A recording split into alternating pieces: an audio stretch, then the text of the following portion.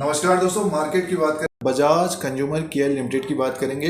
Bajaj group की एक company है, एफएमसीजी से रिलेटेड कंपनी है दोस्तों। स्टॉक प्राइस देखते हैं तो 193-195 में कारोबार कर रहा है। 7/1/2022 को इसने जो 52 वीक हाई बनाया था 324 का बनाया था 19 अप्रैल 2021 को दोस्तों, और 52 वीक लो है 179 रुपया 45 पैसा 3 दिसंबर 2021 को बनाया। यानी मीन्स 2021 को एक हाई भी बनाया, उसके बाद देखिए अब गिर के लगभग अपने लो के आसपास कारोबार कर रहा है 193-194 के आसपास। तो कंपनी के बारे में जानकारी लेते हैं और पिछले 5 साल का रेवेन्यू, प्रॉफिट, ईपीएस की बात करते हैं, डेब्ट टू इक्विटी की बात करते हैं, और एफएमसीजी के जो शेयर्स हैं दोस्तों उनमें गिरावट भी रही है।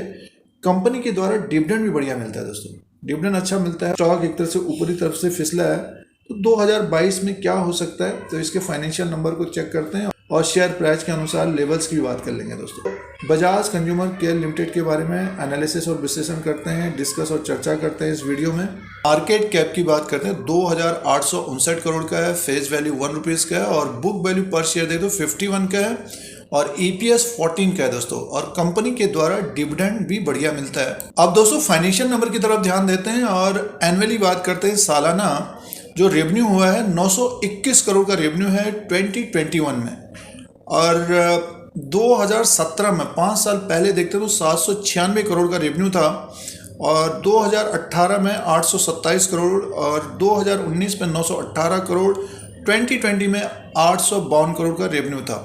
तो देखिए 2017 5 साल पहले लगभग 800 करोड़ का रेवेन्यू था, बढ़कर 921 करोड़ तक पहुंचा है। ये सालाना रेवेन्यू है और ज़्यादा नहीं बढ़ा है, बट ये कि गेन तो हुआ ही है। प्रॉफिट की बात करते हैं तो देखिए नेट प्रॉफिट है 223 करोड़ का नेट प्रॉफिट हुआ है 2021 में। अगर हम 5 साल पहले की बात करते हैं तो 218 करोड़ 2017 में, उसके बाद 211 करोड़ 2018, 2019 में 221 करोड़, 2020 में थोड़ा बहुत कम हुआ क्योंकि पिछले साल की सिचुएशन सही नहीं थी, तो 184 करोड़, और बढ़कर अब 223 करोड़ तक हुआ है। तो इम्प्रूवमेंट तो हुआ है पिछले साल के अनुसार, बट 5 साल का अगर हम रिकॉर्ड देखते हैं नेट प्रॉफिट का भी लगभग 200 करोड़ के आसपास का प्रॉफिट है। कंपनी को एक तरह से प्रॉफिट है दोस्तों। और ईपीएस की बात करते हैं तो देखिए अर्निंग पर शेयर है 15.12 का है दोस्तों, और डेब्ट टू इक्विटी की बात करते हैं तो 0.01 का है दोस्तों। हम क्वार्टरली नंबर्स की तरफ ध्यान देते हैं। देखिए सितंबर 2021 का जो रेवेन्यू था 216 करोड़ का था, और पिछले साल 226 करोड़ का था, तो थोड़ा बहुत कम रहा है, बट ये कि 216 करोड़ का रेवेन्यू है सितंबर 2021 में। और कंपनी को प्रॉफिट जो रहा है 46 करोड़ का प्रॉफिट रहा है Q2 में, सितंबर 2021 के क्वार्टर में। पहले ज़्यादा था दोस्तों, एक साल पहले 56 करोड़, 57 करोड़, 54 करोड़ और 48 करोड़। तो कंपनी को प्रॉफिट तो आया है, बट ये है कि प्रॉफिट कम है क्वार्टरली। तो फाइनेंशियल नंबर की तरफ ध्यान देता हूँ। सालाना जो रेवेन्यू है लगभग 900 करोड़ का रेवेन्यू है, कंपनी को प्रॉफिट है, और ईपीएस की बात करते तो 15 तक का है, और क्वार्टरली नंबर्स में भी इम्प्रूवमेंट हो रहा है। पिछले 1.5-2 साल में थोड़ा बहुत कमी पेशी रही है नंबर्स में, लेकिन कंपनी को नुकसान नहीं हुआ है दोस्तों। तो ये फाइनेंशियल नंबर थे एनुअली और quarterly Bajaj consumer care limited के। अब रिटर्न की बात करते हैं। पिछले 1 साल का रिटर्न माइनस है 13% का, और 3 साल का रिटर्न भी माइनस है 49% का। तो 1 साल से और 3 साल से जिन्होंने अपने पोर्टफोलियो में स्टॉक को रखा है तो माइनस रिटर्न दिया है स्टॉक ने, बट ये कि स्टॉक ऊपर की तरफ भी गया था और अभी गिरावट आई है स्टॉक में, तो माइनस रिटर्न दिया है 1 साल और 3 साल के अनुसार, और पिछले 3 महीने में 23% का माइनस है दोस्तों। प्राइस परफॉर्मेंस और रिटर्न की बात करें, 3 महीने का भी माइनस रिटर्न है 23%, और 1 साल का भी माइनस रिटर्न है 13% का। किसी ने 1 साल पहले अगर स्टॉक को लिया, बेचा नहीं, ऊपर की तरफ गया था स्टॉक, तो अभी जो दिख रहा है 13% का माइनस है, 3 साल के अनुसार 49 का माइनस रिटर्न है। प्रमोटर्स की जो होल्डिंग है 38.04% की है सितंबर 2021 तक, और ये मेंटेन है पिछले साल के अनुसार 38% की होल्डिंग है सितंबर 2021 तक प्रमोटर्स की होल्डिंग दोस्तों। अफाइज की जो होल्डिंग है 24.44% की है सितंबर 2021 तक, और डीआईज की जो होल्डिंग है दोस्तों ये है 13.83% की। तो अफाइज की होल्डिंग अच्छी खासी है, और डीआईज ने थोड़ी बहुत इसमें प्रॉफिट बुकिंग की है।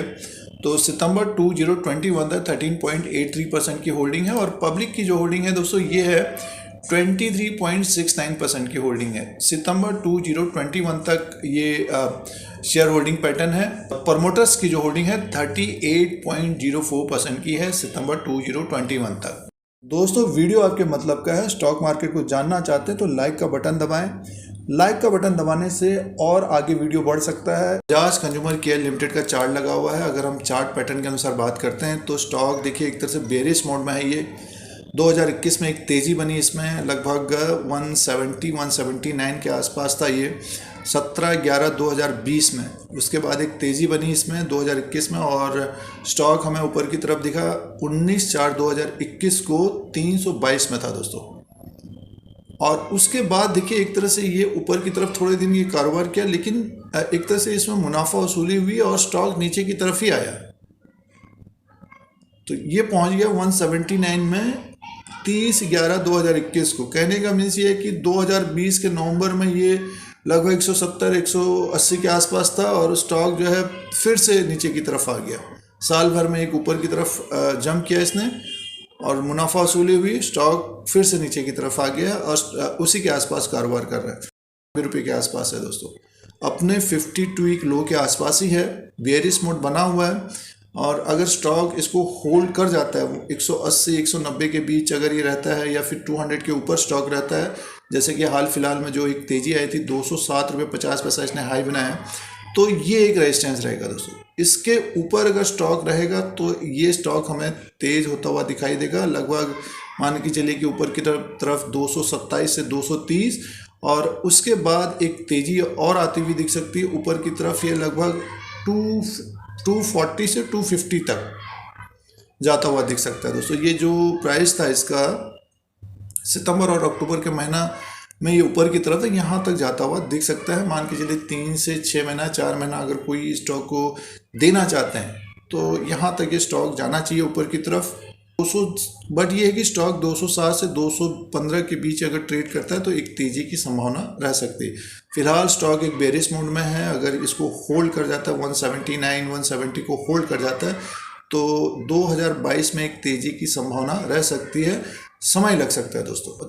अगर एफएमसीजी में बजाज कंज्यूमर केयर लिमिटेड के स्टॉक को देखना चाहते हैं तो स्मॉल क्वांटिटी के हिसाब से देखना चाहिए। अपने लो के आसपास कारोबार कर रहा है, समय लग सकता है और उनके पास समय है, टाइम है, उन्हीं लोगों को देखना चाहिए। और इंट्राडे इंट्राडे करने से बचना चाहिए क्योंकि वॉल्यूम जिसमें कम होते हैं तो इंट्राडे नहीं करना चाहिए। इंडिकेटर आरएसआई को देखते हैं तो देखिए लोअर लेवल से बढ़ रहा है और थोड़ी बहुत गिरावट भी आ जा रही है, 41 के आसपास है और ओवरसोल्ड होकर ऊपर की तरफ जा रहा है अप ट्रेंड में दोस्तों। तो दोस्तों ये चार्ट पैटर्न के अनुसार था और कुछ फाइनेंशियल नंबर थे दोस्तों। ये बजाज कंज्यूमर केयर लिमिटेड का एनालिसिस और विश्लेषण है प्रेजेंट टाइम के अनुसार।